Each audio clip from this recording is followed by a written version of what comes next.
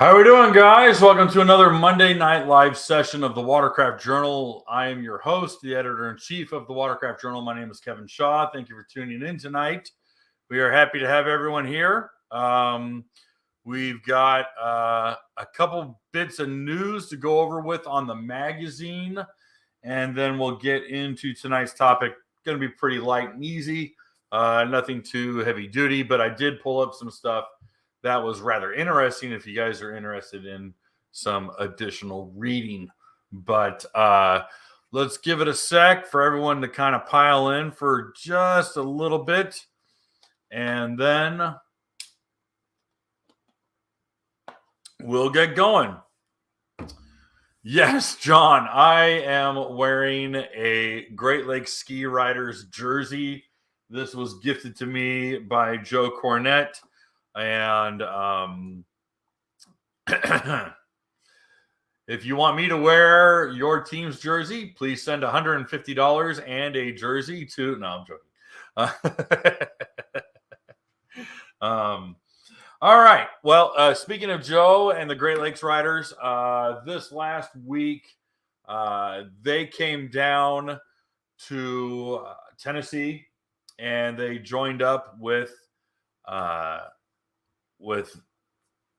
Basil and his group of riders from Florida. We also had the Georgia Ski Riders group, and they had a really neat ride at Center Lake, which is a beautiful lake here in Tennessee. It's just south of Cookeville, and it just happened to be about an hour and a half for me. I had not been making plans to go on the ride, but on Thursday I picked up our 2023 Kawasaki Ultra 160 LXS. I figured, hey, we got the rack, got the cooler, got a day ride. My oldest daughter wanted to join me. Sorry, I got a hair in my eye. So we got up early on Friday and we joined the group. Awesome weather, awesome circumstances. We were able to, it was actually a pretty big group, and that's typically not my style. I think they had something like 50 or 55 riders. And what we ended up doing is that we went to two of the bigger waterfalls. The plan was to go ride to the Blue Water Marina, go get lunch, but it was like 2:00. And I had not been following the rules, and I was Basil runs a pretty tight ship and wants everyone in a single file line. They want to stay in the center of the path. They don't want to interrupt anyone. They don't want it to be a free-for-all, which I understand, and that's good, and they're doing a really good job with that. And a few of us were being disobedient, and we were hot dogging around and goofing off. And I tried to keep up with Will Winters on Joe's RXPX and his 83, 84 mile an hour RXPX quickly got away from my 52 mile an hour Ultra. And I lost sight of the faster group. Oh well. And I picked up with a second group, and the second group's like, yeah, follow us. We know where to go. I said, oh, okay, great. So we start, and I've been to Center Lake a bunch of times, and I was second guessing myself. I didn't have a GPS. I just was second guessing myself. And before I knew it, we were back at the launch ramp. I go, wait a minute, what are we doing at the launch ramp? And they're like, oh yeah, we're done. We're done for the day. I'm not staying for the whole day. And I'm like, so I bring up my map and I look at it and I'm like, well, I don't have enough fuel to make it back to the marina. So I guess we're done, kids. So at 2:30, 3 o'clock, we packed up and headed home. And I feel like a horse's ass. So, yeah,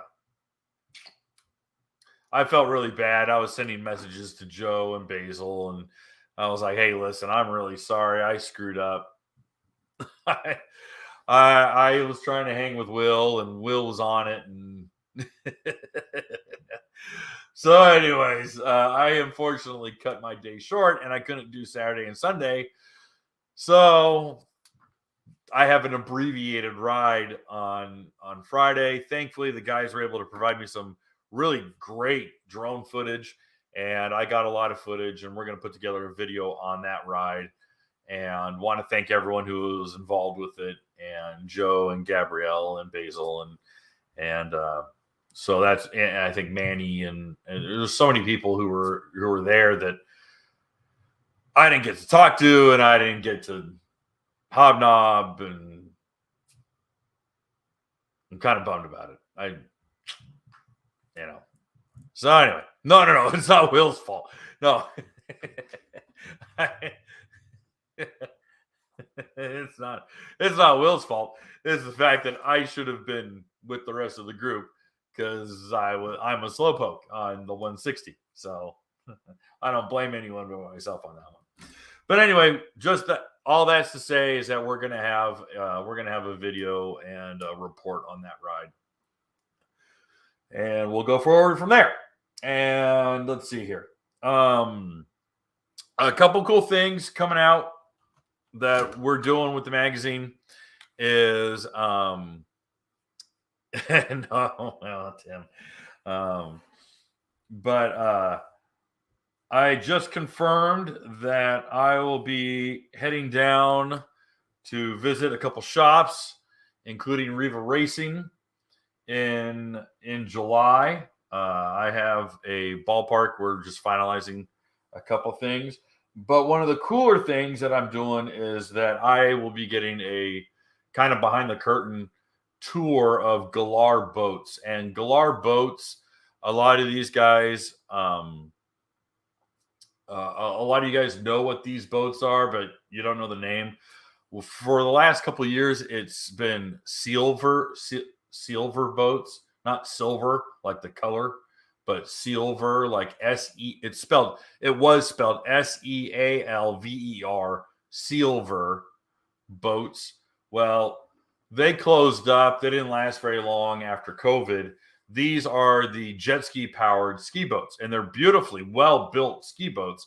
But you come in and you park your watercraft into it. They latch on really good, and off they go. Well, when they boarded up, couple people who were involved with American distribution, American sales, and building a dealer network, they said, well, screw this. We're going to pick it up and we're going to bring it to the States, get it out of Canada, and we're going to bring it down to Florida, and we're going to make these things here. And sure enough, they did exactly that. They kept the entire product line. They changed a couple names, and now they're going to be well, in fact, we just published an article this morning. They're looking for dealers, and they're looking for a lot of companies to get involved. I'm going down. I'm touring the facility. I don't know if I'm going to be able to go out on a boat and actually go out and ride one. I don't think that's in the cards. I think it's more of check out how these are made in America, check out how they're, using American materials and American labor, and we should support American industry, which I'm 100% behind. So I'm pretty excited about that. I think that'll be a cool shop tour. I'm also picking up an all aluminum, 4.5 by 4.5 Bill Mitchell Hemi block. Sadly, it's not for me, but we're doing it through the magazine. It's not going to be for my car. I have an iron block, and I'll be building a 572 engine for my car. But that engine block is artwork, and I am picking it up at Bill Mitchell's. He's in Edgewater. I think, is it Edgewater? That's just south of Daytona. You guys have to correct me on that one. By the way, Billy is here, everyone. Welcome, Billy. Billy is here. Everyone take a drink. Take a second. Welcome, Billy. It's about damn time we get into the habit of doing that. And if we make a habit of getting Joe here on every Monday, we'll have to think of a new way to toast Joe. And we'll have Joe and Billy will be our Norm and Cliff, because I'm referencing Cheers. You know, when Norm would come in, we all say, Billy! So Billy's here. All right. So that's Florida trip. We also have a video. It's the last update in the series. We've been doing this partner. We've been doing this partner series with Jared Brussels of JP.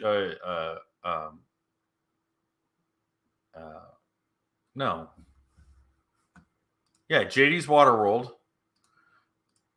Oh, sorry, I had a total brain fart.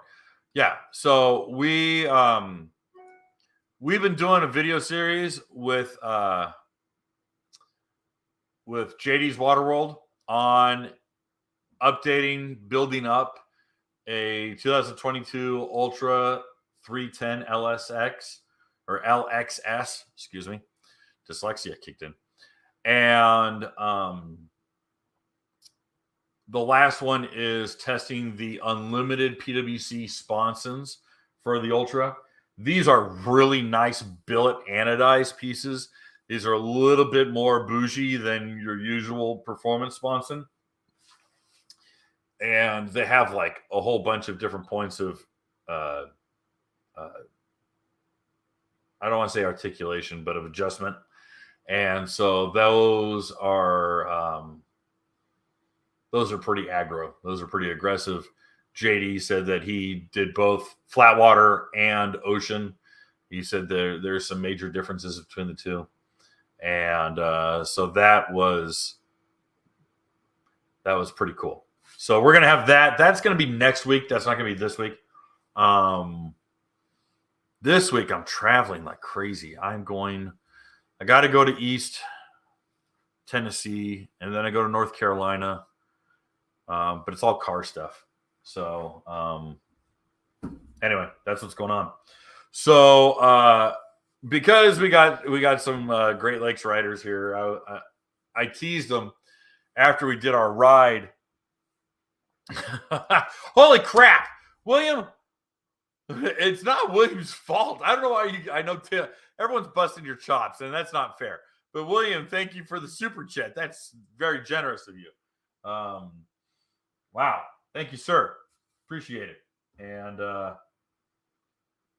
no, it is. I do not blame William one bit. I blame me being on an Ultra 160 with a passenger and a 40-pound cooler and rack on the back. I knew William would get you with his credit card. Well, apparently William walks the walk. I thought he was all talk when I was chatting with him. He was like, "Oh yeah, I got all this money tied up my skis, and I do this, and I got these built." I'm like, "Yeah, okay, all right." You know, everyone's a talker, and then all of a sudden, oh wait a minute, there's some money tied up here. Giving you a hard time. I'm sorry. All right, so I was teasing John Repack and Joe a little bit when I came back from the Great Lakes ride, because here's the problem.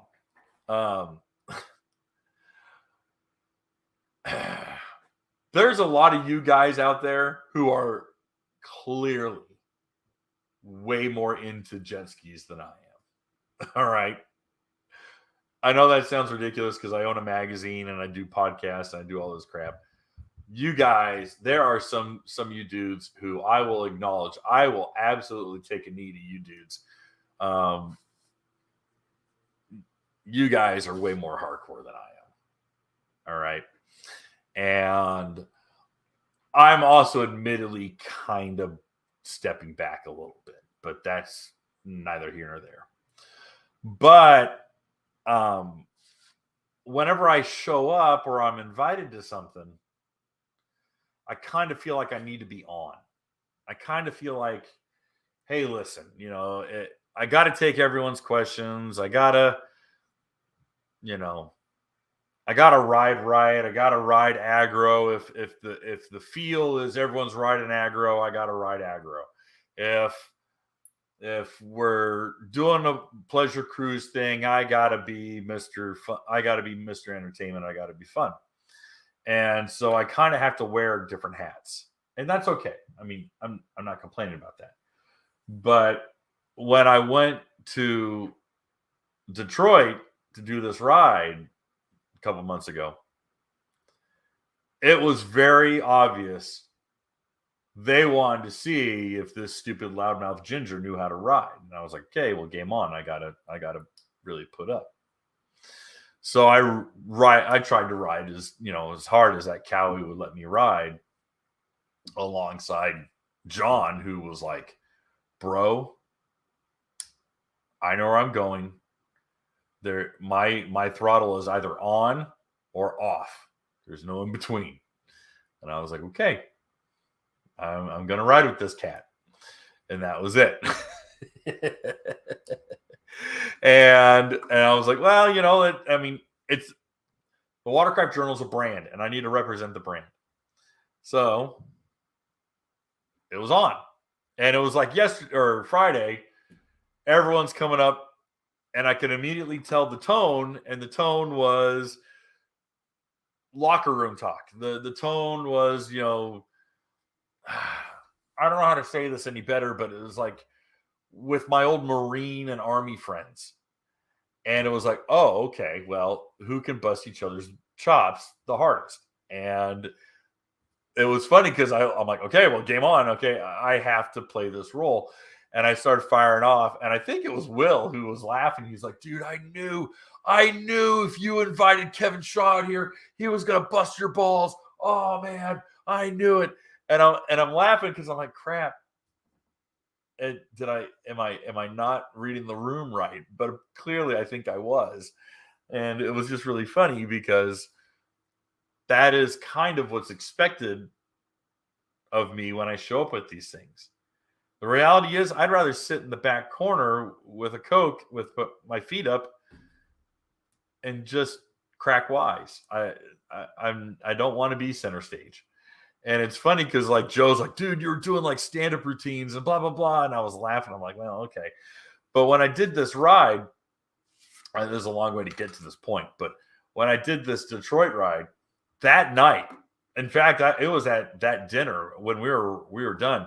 My right wrist had already swollen. I mean, by a bunch. And I had come down really hard on it and just really wrenched it. And I was like, oh man. And by the time I was driving back to the hotel, I'm like, I got to go to a Walmart and get it like an ace bandage or a brace or something. And sure, and I was sopping wet. I was still in my wet clothes and flip flops, and I ran in there, and I ran into Walmart, and I got a bunch of ibuprofen, and I got a wrist brace, and I took a picture of it, and of course Joe's like, "Oh, dude, I'm so sorry." I'm like, "Don't apologize. It's fine. I'm not worried about it." But it took 2 or 3 days for the swelling to go down. I was like, "Man, I really." What the hell? I really hurt myself. I was like, geez. And it was funny because I don't know what I did. And this is the whole part of I'm not young anymore. I don't know what I did. But when I was loading up the Cowie to go home on Friday, I don't know. I reached for something. And it wasn't like a moment where I'm like, oh, I hurt something. I did something wrong, but I reached, maybe it was just to grab something out of the glove box because the ski was already tied up on the trailer.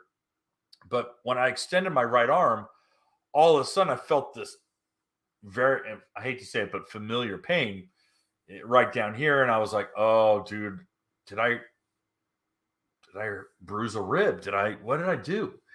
And as I drove home, it just got more tender and it got more sore. And I was like, what the hell did I do? And it was years ago. I really hurt myself moving an engine block into the bed of my truck. And I felt one of, your floating rib that's down here. I felt it pop. Like I heard it pop. Like it popped. And I was like, uh-oh, that hurt. And I mean, heating pad. I'm asking my wife if she's got Midol, which is, by the way, in high school, all my friends who played football, they were taking their girlfriend's Midols. Midol is like the best. Dude, it's a muscle relaxer and ibuprofen. It's fantastic. It's a painkiller and a muscle relaxer. Oh, it's amazing. So anyway, but yeah, I was laughing because I was like, dang, what the hell did I do? And so I thought it was really funny. I'm like, oh, that's going to be Monday's topic is stupid things and how you injure yourself. So I start with this long-winded, obnoxious story to go into another long-winded, obnoxious story. So everybody has probably seen an iteration of this sticker. This is clearly a Yamaha sticker, but there's a Cowie one, a Sea-Doo one. All right. We've all seen this sticker. Well, a couple years ago, what was I want to say it was Yamaha. I want to say it was Andrew at Yamaha who told me the story. I might be wrong. And if I attribute this story to him and it's not him, I apologize. But the story goes that they were either at the Miami Boat Show or they're at the Atlanta Boat Show. And a woman in her probably late 50s, early 60s comes walking up to all the Watercraft. And she just kind of pokes around, just kind of by herself, walks from one ski to the next ski to the next ski to the next. And she just walks around. She's not opening up anything. She's not sitting on anything. She's not really showing any interest. She's just kind of perusing. And finally, someone goes, is there anything I can help you with? Or you have any questions? Or, you want to sit on one? You want a brochure? And she goes, no. I just want to make sure that you have my sticker or my warning or something to that effect. And the representative looks at her and it's like, excuse me? And she points at the little drawing of the woman. And I wonder if I can zoom in. Can I zoom in on that? No, that just makes my screen full screen. Okay. Anyway, she pokes at this little drawing and she goes, that's me. And he's like, what? She goes, that's me. She proceeds to tell the story that she's the woman who got blown apart from a jet pump and proceeded to sue the pants off of one manufacturer or another. And now, and of course, it rendered her completely infertile. It ruined her by a lot. I mean, physically, it caused quite a bit of damage. And she was unable to have children. She was barren, of course. And she apparently suffers all sorts of other ailments because of it. But she demanded that she be the model for the caution label that everyone has to wear neoprene shorts when you ride a personal watercraft. And I sat there, I'm like, that can't be true. They're like, no, we saw that lady. And I was like, really? And like, yeah, we saw that lady. She demanded that it was going to be her. And they're like, okay, fine. So that's why she's got the wavy hair and she's sitting there with the neoprene, spring. It looks like she's wearing a spring suit, like a short leg, short sleeve suit and a life vest, of course, and little boots, little shoes. But it's funny because anytime it probably won't happen ever again because, I am verboten I'm a pariah. But every time I went to Kennesaw, Georgia, went out to Lake Allatoona to go ride with Yamaha, they're like, you have to be wearing neoprene shorts. Lawyers won't let you on a ski if you don't wear neoprene shorts. And I'm like, dude, come on. And they're like, you have to wear them. I'm like, fine. Cowie's like, make sure you're covered up. And CD's like, please don't hang your rectum over the side of the boat. CD's, the guys are actually kind of cool. But this, I want to talk about this one because this one makes no sense to me. But clearly, it is of such great importance that it is on every single personal watercraft built today. And it baffles me. All right. This is what they call, let's see here. Yeah. I found this, guys. I found this and I erupted into laughter because you can type into Google common jet ski injuries and it'll bring up so many pages listing these, and they're all ambulance chasing personal injury lawyers. Oh my gosh, these vultures are waiting to take manufacturers to court. They are absolutely in the wings, ready to pounce. And this has got to be the funniest damn one I have ever read. I'm telling you guys, this dude, I have a stereotype in my head of the New Yorker who wrote this. This is Michael Bersani Calablanca, New York injury lawyers. I mean, come on. You just read it with a New York accent. Jet ski injuries to rectum and vagina lead to very justified lawsuits against the manufacturers. It's like they're very justified. They're not just justified, they're very justified. Okay. So the one thing I love about my job as a New York personal injury lawyer is that I'm always learning. Like, this guy goes into all sorts of crap. I'm telling you, this is so funny. All right, so he tells the story about, and this unfortunately was recent, was two young women who went on rentals, and they both managed to get what they call, wait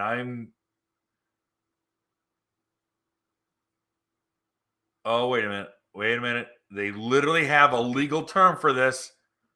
It's a legal term for this.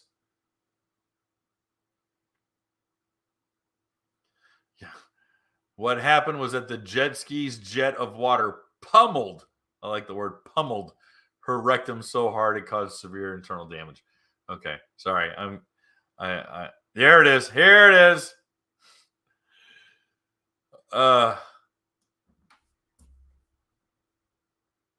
Please, guys, I want everyone who hears my voice to start using douche injury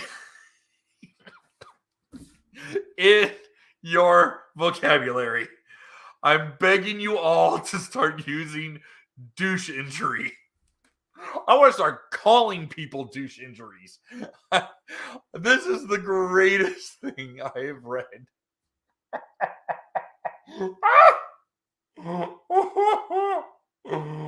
Oh gosh. That is the actionable legal phrasing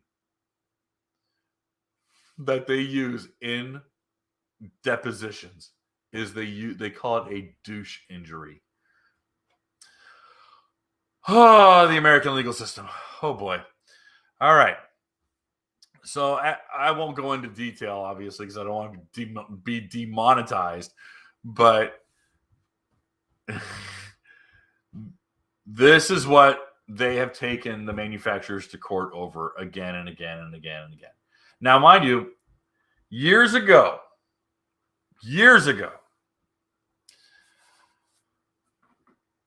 I went with a group to Tim Ford's Lake here in Tennessee. And Tim Ford Lake has some really neat cliff sides and lots of rock jumping and cliff jumping. All right. Hydrostatic assault. Guys, I'm begging you to read this. It's the funniest damn thing. I swear. Okay. So we went cliff jumping. And I mean, this isn't Acapulco, Mexico, where you're jumping 140 feet into the water. I don't know if it's that high, but I mean, I'm telling you right now, it was like 30 feet, 40 feet, nothing too crazy. Okay. 20 feet. My daughter, I think, was 10 years old, and she was jumping off 10, 15-foot rocks into the water. Well, I didn't have shoes on. And I went up to a really high one. I jumped off. And of course, you're supposed to go as straight as you can. And I jumped in, and the impact hit my feet so hard that it actually bruised the arches of my foot. And I was like, oh, that hurt. Oh, that sucks. So I went and I fished the shoes out of the front bin of whatever Sea-Doo I was on or whatever ski I was on. And I went back and hiked back up with shoes on. But jumping in and hurting my feet the first time kind of made me flinch. And when I flinched, and I'm going to do it like this, I bent. And when I bent, I landed not sitting, not like this, not in a 90 degree, but just enough that I goosed myself pretty good. All right. Like, oh, I really goosed myself. And I kind of hung out in the water for a little bit. And I'm like, all right, I'm a little sore. That was not pleasant. And I know a lot. I've had get-offs. I've fallen off of skis going. In fact, I think my fastest get-off was low 70s. I think I got off around 72 miles an hour. And that was back when I was closed course racing. And I came into a corner and I caught the outside of Mike Fulmer's wake, and it just threw me. And I tumbled and ragdolled. But I was in a wetsuit. But I tumbled. I mean, it pulled my life vest halfway over my head, pulled the goggles out of my helmet, lost both gloves, had one shoe off. My shorts were down around my, I mean, I was a mess. I was yard sailed. And, but I never had that kind of goosing. And I would jokingly jump off the back of jet skis at full throttle. With like my wife riding, I'd be on the back and I'd just go, woo, and I'd jump off, and I would jokingly be like, oh, it's like the Navy SEALs, the Navy SEALs jump out of the back of planes into the water and stuff like that. So I would do that kind of stuff. But I never experienced a douche injury. But apparently they're saying at even mild speeds, rectal, vaginal douche injuries. And this is the big thing that they go and they sue for. All right. Now, mind you, I brought up another ambulance chaser, and they write their little fun list. Here we go. Lacerations, broken, fractured bones, amputations, burns, head trauma, spinal injuries, whiplash. Okay. Yeah. And most all these legal firms have this, have a very similar list. They all share the same kind of content. Because I looked up like 5 or 6 of these. And now, don't get me wrong, Vito Corleone over here was probably the funniest one. This one made me laugh my head off. But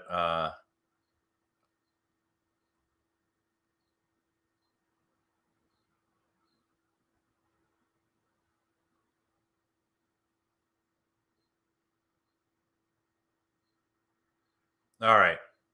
Can I read this one to you? I know we're way outside of. I'm not going down the list here, and I'm very disorganized. But this guy is killing me on this one. Now let's talk about the culprit, the jet ski manufacturers. These are big injuries, capital B. These are big injuries. So you would think the manufacturers would do everything humanly possible to avoid them. Well, they're saying falling off at 30 miles an hour will cause your rectum to explode, no matter what you do. But what have the jet ski manufacturers done to try to prevent them? Very little. Essentially, they slap a warning on the jet ski. It says you should wear protective swimwear like a wetsuit, in small print, of course. No, it's the same font as the whole sticker. Thank you. So as not to suffer a douche type injury from the jet. Yeah, right. Like they believe people actually read those warnings. And he didn't do oh wait, the close parentheses down there. And that on a hot summer day when folks are out for some fun, they're gonna want to wear a wetsuit. Close parentheses. This guy's a douche injury. What the heck? So anyway, I thought that was hilarious. That just, yeah, it's essentially hydrostatic assault on the rectum or vagina caused by a flood of water. Yeah, hydrostatic assault. So, anyways, this is the biggest one that they. I mean, obviously, death, and death is by collision. Death is by what I was trying to focus on were physical injuries that you can experience that aren't the result of collision, running aground, running into an object. I mean, we've seen a couple videos of gas fumes causing an explosion. Those are very large incidents, and this is more of bad operation. So, humorously enough, that they're blaming the nature of the machine. I cannot understand how someone might hang themselves off the back of a personal watercraft with it running and not expect injury. That, I mean, that's the only way I can extrapolate, is that someone is literally hanging their butt off the transom of a jet ski while hanging on to the back handrail. It's the only thing I can imagine. Now, obviously, someone falls off. Hey, okay. Now, if the operator is a single operator, that lanyard is going to kill the engine. Okay. I grew up on jet skis that did not have lanyards. When you fell off, and the jet ski would come back around eventually. You might have to do a little bit of swimming, and then you would have to elbow, pull yourself up, get the knees in the tray, and go ride. Meanwhile, the jet pump would be blowing towards your front.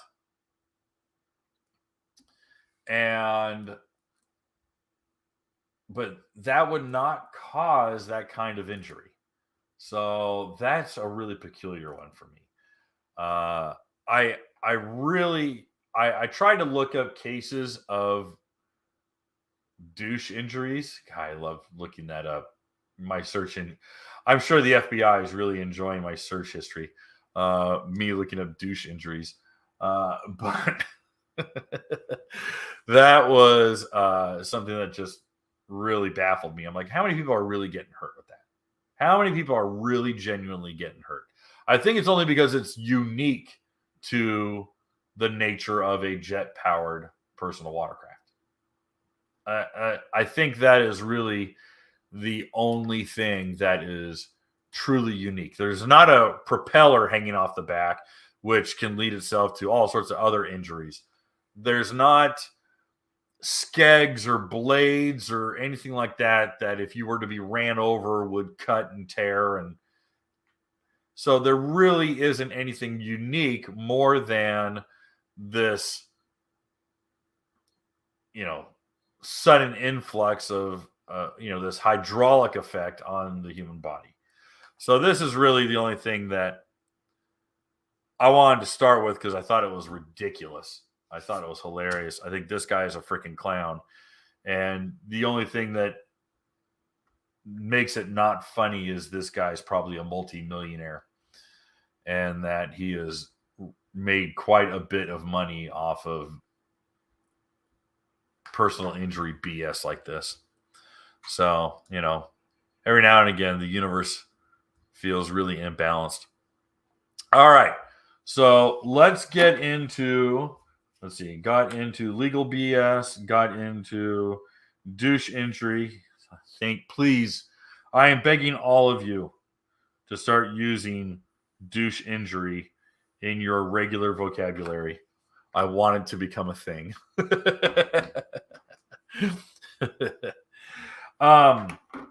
Let's get into something a little bit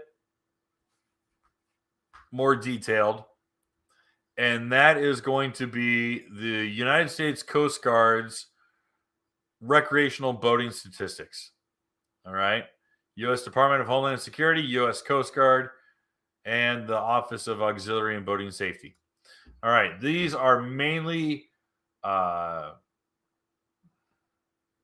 deaths, catastrophic injuries, reported big injuries.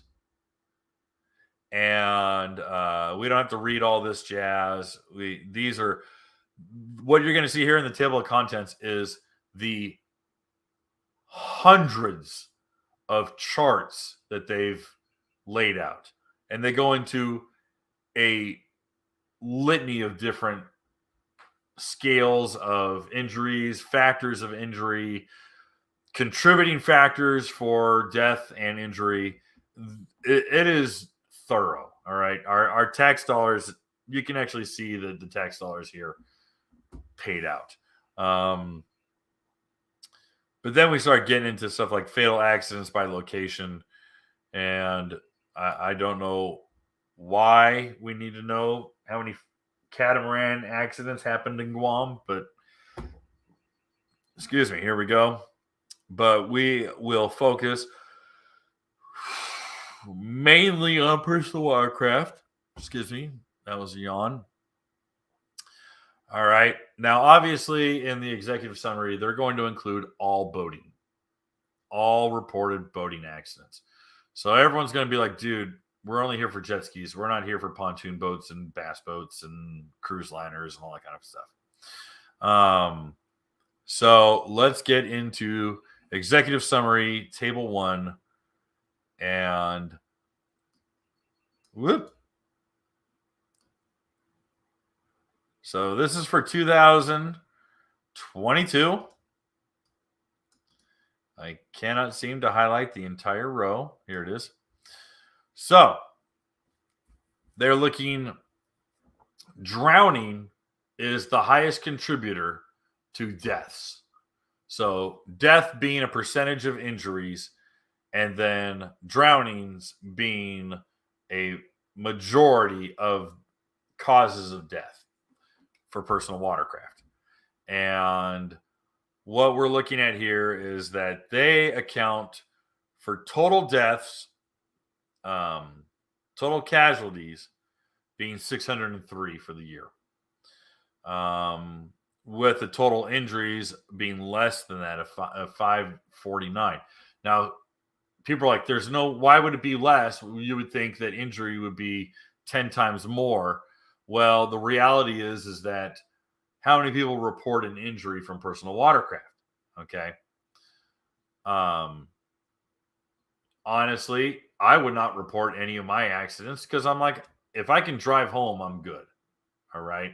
Unless I'm driving myself to the emergency room, I'm good. I'm going to take a couple ibuprofen. I'm going to wrap up my knee or wrap up my wrist, and I'm going to sleep it off. That's typically how it goes. So, they're saying total deaths for the year. Wow, I'm way off.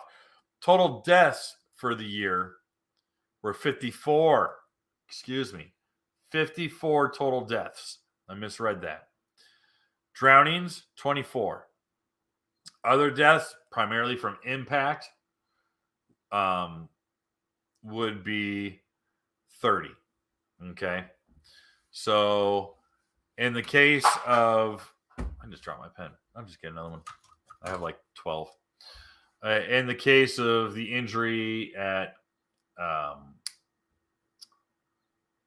King's Cup in Thailand, there was neck and spinal trauma. That's not a drowning. When Sung fell off his ski, he suffered trauma to his spine and his neck. So that would not qualify as a personal water or as a drowning. Now, obviously, that would not count towards the U.S. numbers. That would go, that's international. So they do a good job of breaking up, open motorboat, personal watercraft, pontoon, canoe, kayak. I can't believe there's so many deaths on kayaks. I would think that it'd all be like whitewater rafting. Holy cow, 132? Dude, freaking PWC are like super safe. Cabin motorboat. Oh, geez, yeah. Houseboats. All right. Yeah, that's surprising. Okay. There was a couple pages that I marked here. I wanted to make sure I got into a few of them. I know page 48 is going to be one of the big ones that now these are yeah, all right. That's actual money lost from injury. Sorry, I'm going to do a lot of scrolling. Accidents and cause of conditions have big subsections on this one. This is actually a really interesting report. If you guys actually care, because it is so very thorough. And what it also does is that I strongly suggest that if you guys are in conversations or negotiations with insurance, I strongly recommend bringing this up. And I'll tell you why, is because more often than not, insurance agencies have not corrected their statistics and they have not corrected their risk management for years. And so if you bring up this report from the Coast Guard and Homeland Security, you're going to be like, guys, I have a better chance of surviving on a personal watercraft than I do a canoe. And they're like, what are you talking about? Like all you guys with, all your health nut jobs who are on kayaks, they have a chance of dying 3 times or almost 3 times higher than I do on a jet ski. Yeah, warheads. What percentage of PWC injuries are douche injuries? That was the number I tried to find, and I was talking about that. I could not find it. It was so rare. At least in Google. I found law firms who talked about it. I saw 3 lawsuits. One in the early 90s or late 80s, early 90s. I think it was 91 that was the first one that was the lady that I talked about in the first story. The one about these 2 girls, that one got around, and then there was another one that happened I believe it happened in like 2002. And she was British, if I recall. So yeah. Oh, by the way, the most fatal month for boating, December is the most fatal. December, and January. Look at July. Guys, I'm telling you, I live in Tennessee. Boating and drinking is a competitive sport in this state. And you're going to tell me that the November is slightly less. Okay, here's the chart. Here's November. Total deaths, 16. July, 108. Now, that doesn't make any sense because you just told me that December was the most fatal. Percent of accidents that are fatal by month. Okay. So the total number of deaths, that makes sense, is July. More people are on the water. But the percentage, all right, the percentage of accidents that result in death is 11. Same as November. So November and July. Okay, that's by percentage. This is actual by gross numbers. Okay. Well, all right. Sorry, I got confused. Yeah, clearly July is going to be the deadliest month. All right. So that was pretty funny. Time.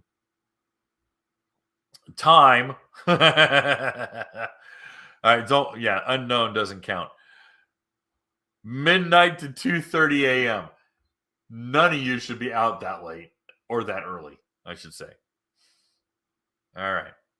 And then, of course, now we're going to have the basic breakdown. All right. Alcohol, drug use, excessive speed, failure to vent fumes. All right. Improper lookout would be, inadequate onboard navigation lights. Obviously, this is lumping in all the boating, but these are collisions caused by improper lookout, not having nav lights, that kind of stuff. Operator inattention, that kind of stuff. What was the page that I wanted? Yeah, mechanical failures are not causing casualties and injuries. The people who say that are out of their minds. Here we go. All right. We're going to get it. We're just going to get into this one. Number one thing, drinking and drugs. Don't do drugs, kids, okay? Drugs are bad. Drinking on the water. I've left groups. I've traveled to go ride with groups and saw people start tying it on at 9 in the morning, 9:30 in the morning, 10 a.m. And I'm like, you know what? I'll pull the ski up. We're gone. I don't play with it. I had a pair of very drunk middle-aged women on a Honda Aquatrax nearly run over my second daughter at a little sandbar that we have here on the lake, and they were completely plastered.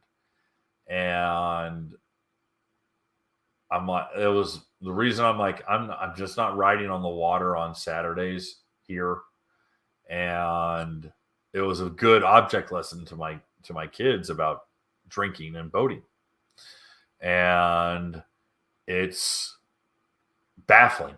It's baffling to me. But of course, I always thought the irony was, I always found humor in the irony that you can buy alcohol at gas stations. If you just think about that for a second, you're like, wait a minute. But anyways, I'm not trying to be, a teetotaler. I'm not trying to, be moral oral here, but I do find the irony in it. Number one, drinking, inebriation, drugs. I don't care if it's pharmaceuticals. You can be on Vicodin for all I care.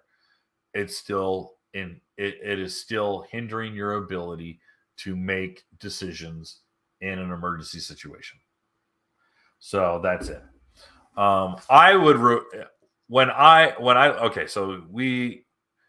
The Coast Guard or the government. Oh, it's not going to let me highlight this. Huh. Okay. Well, this chart, number one, alcohol use. Number two, operator inexperience. Interesting.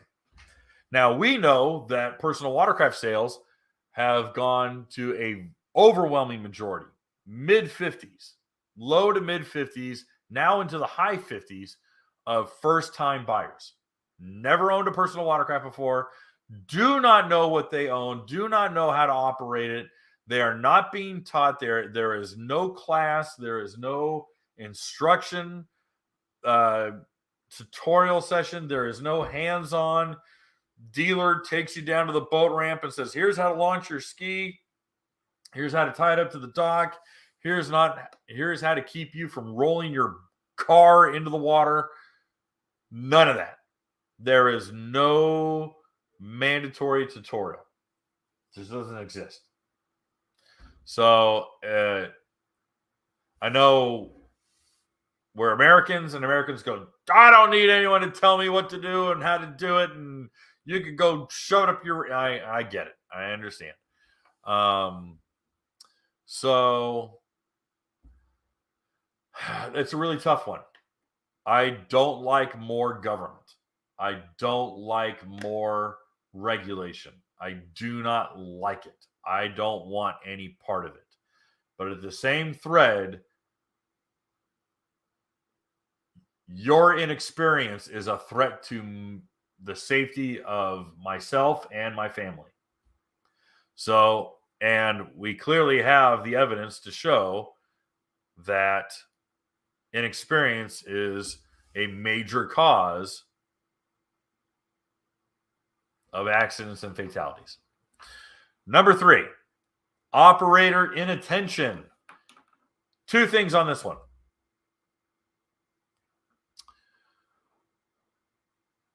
Number 1, distracted drivers, just distracted riders. Okay. People on their phone, people farting around with their GPS or their screens or their sound systems. You're distracted. Your eyes are not where they should be. You are focusing on whatever garbage you've got, whatever bells and whistles, whatever features you're farting around with. I'm as guilty of drifting over or not paying attention because I'm messing with the sound system, or I'm trying to get the cruise control set, or I'm trying to do some other dumb thing, and I'm distracted. I'm as guilty as any one of you, as anyone listening to this, as anyone involved in an accident, like the Coast Guard says. Distracted driving is bad news. All right. Number 2, the second half of that is you need to have your head on a swivel. That is a phrase I will beat into everyone's head until the day I die. I want to see people's heads moving. When I'm riding, I don't want to see their eyes because they're behind sunglasses. I want to see a full chin moving to see who's riding around them. Okay. You want to know why I love riding Louisiana and the Mud Bug? Because I know the guys I ride with. All right. David Pate, Billy, Greg Gaddis. All right. Duck Off. What's his name? Josh? Is it Josh? Goofy dude with the Duck Off GP. All right. I pay attention to these guys. I pay attention. They are always doing this. All right. Because they're paying attention. They're looking at their surroundings. They're not only looking at how close is Kevin, or how close is this ski, or how close are these guys to me. They're also looking at how close is the wall. Jody, that's who I was thinking of. All right. But they're also going, all right, well, there's a log right there. I got to go around that, or I got to go, whatever it might be. Whatever it might be, their head is on a swivel. They're always watching. Okay? It's a tutorial to watch Billy and Dave and those guys at Mudbug. Because I'll tell you what, that little race course can get real narrow or it can get real wide real fast. And if you're not paying attention, something's going to jump up and surprise you, and you're going to have to respond real fast. And I've been with people who I could literally ride a ski right up to them, and they're just locked forward. And I could come right up next to them, and they wouldn't know I was there unless I yelled their name. Horse blinders.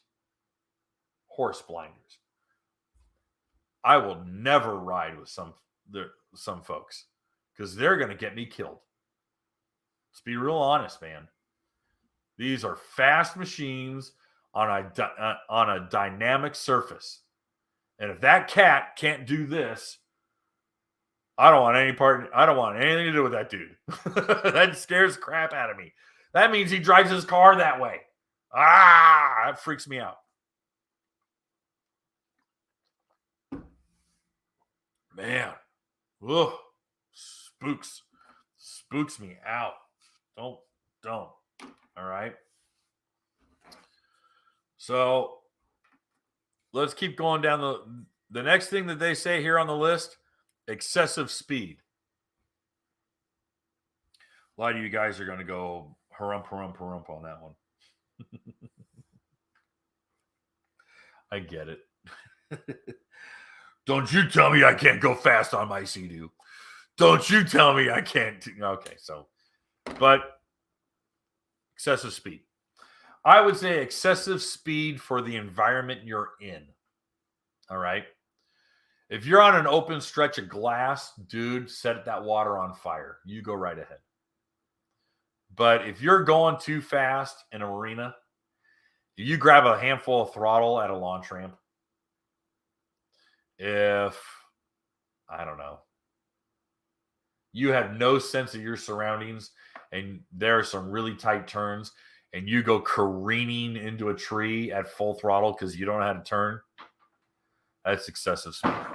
So I'll give you that. Yeah, the stopping is what gets you.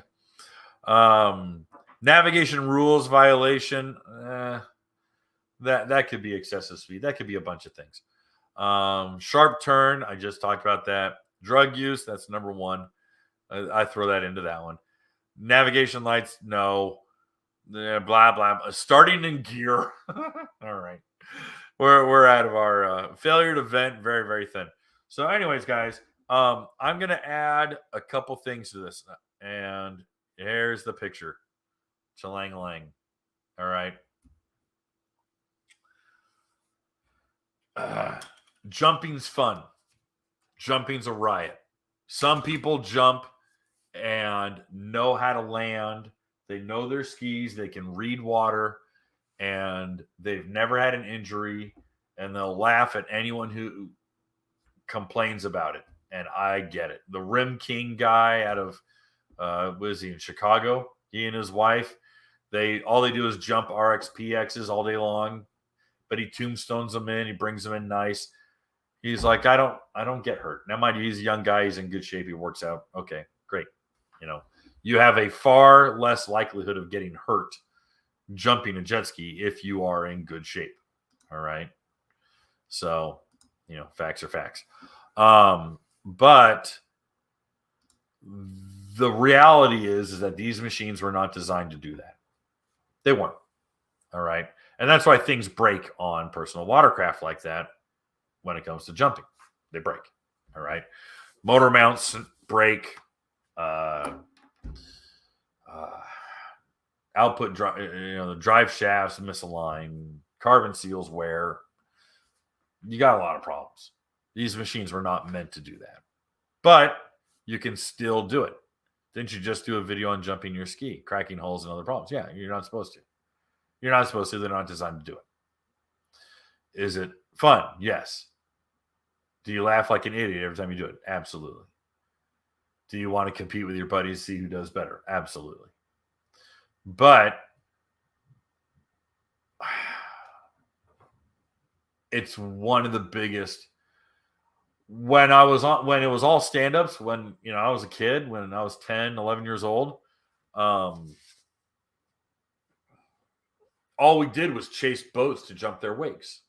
And that was the big problem, was all the jet skiers were jumping all the wake boats wakes and all the ski boats wakes, and they weren't paying attention to the fact that they were towing a raft or towing a water skier, and then people start getting hit or clotheslined by those those ropes, and that was all during the 70s and 80s because we were all jumping wakes and getting hurt and doing stupid crap like that. Okay.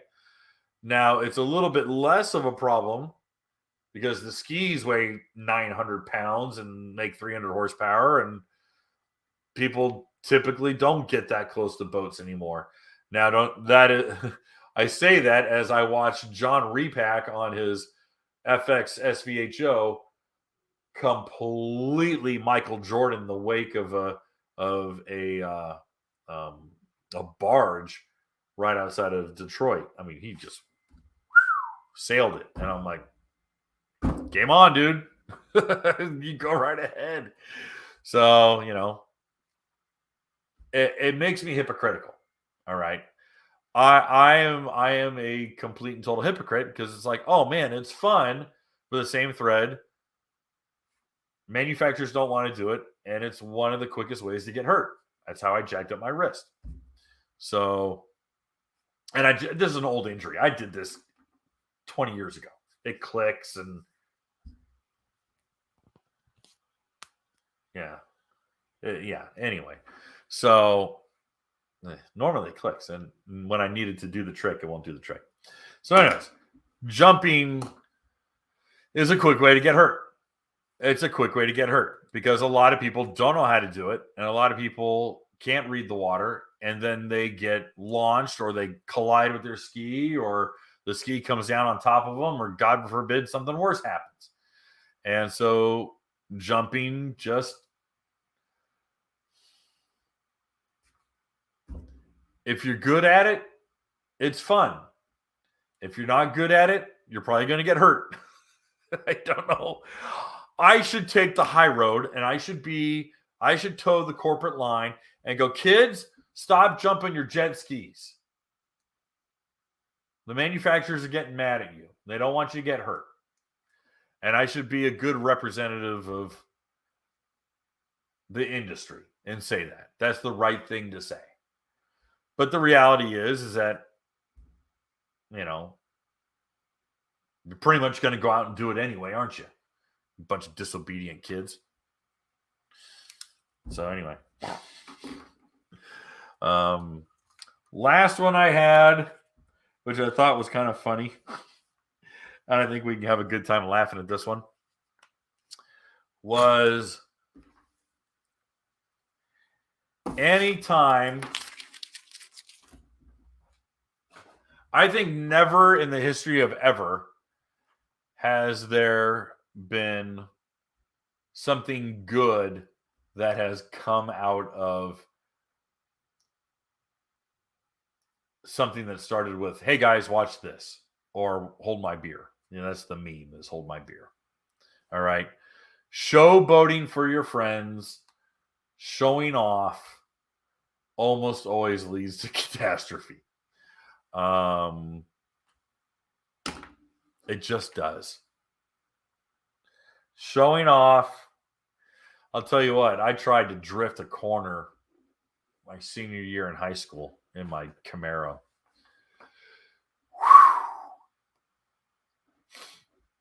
Totally washed the tail out, put the front rim into the curb, bent the rim like 2 inches. Just put a 90-degree right into the rim. Stopped the car. I didn't have a spare, so my buddy had to drive me home. And I said, hey, Cameron, I rubbed the curb and I bent the lip. I told my brother, I said, I think I bent the lip on the wheel. And I need a spare. And he goes, all right. So we jumped in his little truck and we drove over there. And he goes, bent the rim. He goes, dude, you freaking hit that curb going 30 miles an hour. He goes, you went to that curb straight on. And what the hell happened? And then he looks over and he sees the skid marks. And he's like, you're an idiot. I go, yes, I'm an idiot. I'm a 17-year-old with a 71 Camaro with a 350 small block with a 350 trans and a 10-bolt rear. I'm an armed idiot. That's the last thing you want to do. Here, kid, have fun with this gun. But yeah, that was, and I was trying to showing off for other buddies, on jet skis, and showing off for other buddies in hot cars, and showing off whatever the hell it is. showing off 9 times out of 10 ends in disaster. So if you're gonna try to impress your buddies, think about it first. All right. The hold my beer never goes well. I know it's a meme. I know it's silly, but the hold my beer action, the consequences of what comes from that sentence never goes well. All right. Well, let's see if we got some super chats. I know I had some super chats that I blew past because we were talking about douche injuries. And I don't want any one of these super chats to go unnoticed. All right. Brian writes, for your information, lost Garmin handheld on open water ride in Great Lakes, told Amazon, and they replaced it. Flew off of my RAM mount. Garmin backplate failed. Oh, man, that sucks. Man. Well, as long as you hopefully took pictures, and if Amazon, did you have to buy any sort of protection? Was there like a guarantee through Amazon you had to buy? Because if they'll back it, then that's awesome. I'm happy to hear it. William, thank you for the super chat, my friend. I appreciate that. All right. I think we had a couple more. Brian, what do you think of boating license laws? Well, obviously,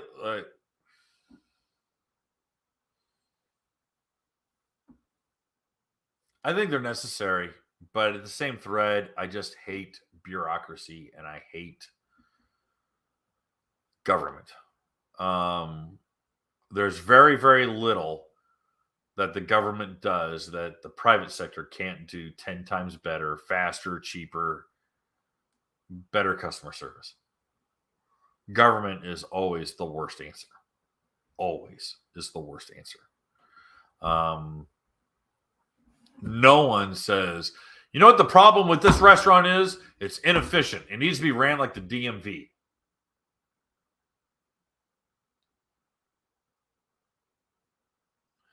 So don't get me wrong. It's like a pilot's license. It's like a captain's license, boating licenses. I know other countries demand classes and certifications and licenses or other types of firewalls for boating, for personal watercraft. We don't. And I don't know if we're in the wrong on that one. I really don't.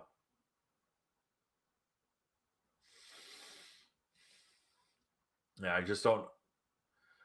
I want to say we are the safe, the play it safe dad in me wants to say we're doing it wrong. But then the teenager in me is like, F that, dude. Just go out and ride. Go out and have a good time and damn the man. Go out and you can't tell me what to do. I'm going to do it myself. So it's tough. That's a non-answer, Brian. I apologize. It's not a real answer. So I know that is unsatisfactory. All right. Great show. Well, thank you, David. Henry writes, hey, Kevin, thanks for answering my email. Did you hear about the submarine that imploded? Yes. Pop quiz for chat. What Yamaha used gel coat? There's only one. Superjet. Superjet hull is gel coat because they're handmade out of Japan.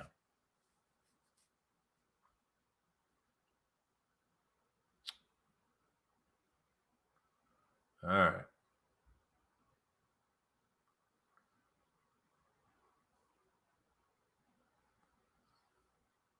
Oh, I know, John. I preface this by saying I was a hypocrite. John writes, I should be putting these questions up. I apologize, guys. John writes, wake jumping is fun, Kevin. It's part of the reason I dress the way I do on the water. I learned from the best, the boys on the lower Detroit River. And yes, I'm still going to do it. And by all means, it just seems to be that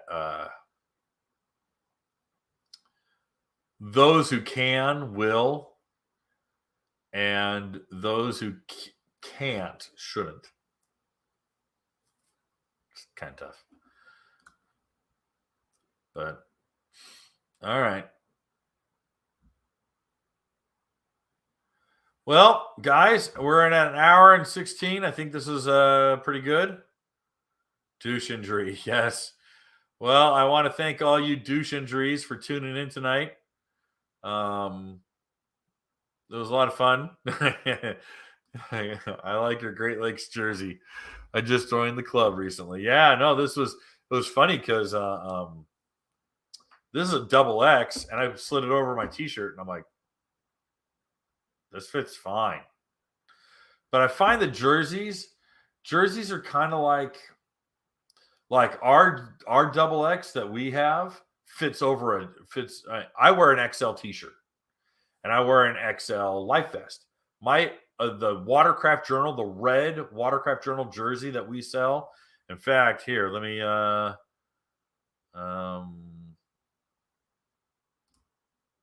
that's just the newsletter. But it's on the website. You guys can get one. That red Watercraft jersey that I have, I fit it over my life vest. So my double X is way bigger than this one. So I think it might be material. I think it's, I mean, it all depends, you know. It's just kind of funny. Where can I? Okay, here we go. Giant Niners fan. Where can I find the UV blocking long sleeve shirts? Haven't seen them on the website channel. Well, let's bring it up. Doop doop doo doo.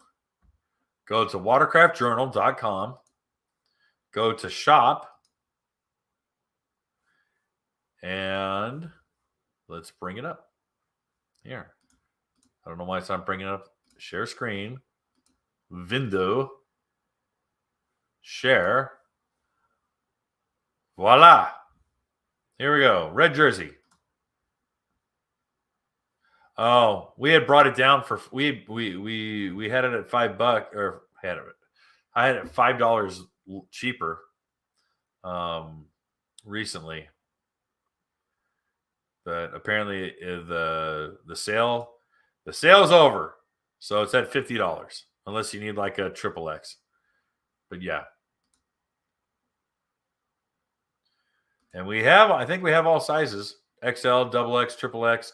We don't have 4X. I know we had guys asking for 4X, and I just don't have 4X. But yeah, we have to get rid of this. We have to sell out of the red ones before we have other colors. So buy this one so we can get other colors. Then I'll sell you on the other color. Anyway. But yes, it's here at the store. You go to watercraftjournal.com, go to store, or excuse me, not store, shop. Go to shop, and it'll take you to our shop, and you'll see the Watercraft kit, the auxiliary kit, sticker package, which is 2 stickers. It says 1, but you get 2. And then we have our jersey. If you buy the auxiliary kit, you also get 2 stickers. I throw those into the kit. And we still do not have an application for the what's it called? The Ultra Deck. We still don't have one for the Ultra Deck. Because the Ultra Deck